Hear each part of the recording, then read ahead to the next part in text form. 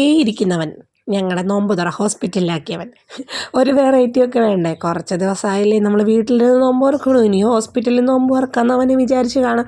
അങ്ങനെ ഞങ്ങളുടെ 3-4 നോമ്പ് തുറയും നോമ്പും അത്താഴവും എല്ലാം ഹോസ്പിറ്റലിൽ തന്നെയായിരുന്നു കേട്ടോ.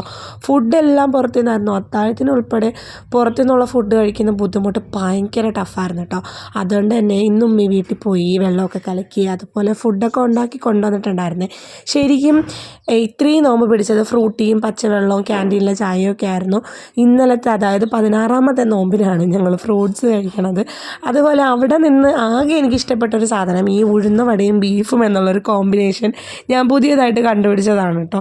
അടിപൊളി തന്നെയായിരുന്നു. അതുകൊണ്ട് തന്നെ ബീഫ് കറി പെട്ടെന്ന് തീർന്നു. ബീഫ് കറി തീർന്നത് കൊണ്ട് തന്നെ ഉമ്മ ഉണ്ടാക്കിക്കൊണ്ട് വന്ന ചിക്കൻ കറിയുടെ കുറച്ചെടുത്തിട്ടാണ് ബാക്കി ഉഴുന്ന വട തീർത്തത്. വീട്ടിലായിരിക്കുമ്പോൾ ഉമ്മ ഉണ്ടാക്കുന്ന ഫുഡ് ഇഷ്ടപ്പെടാതെ പുറത്ത് പോയി കഴിക്കണമെന്നാണ് കൂടുതൽ സമയം ചിന്തിക്കാറ്.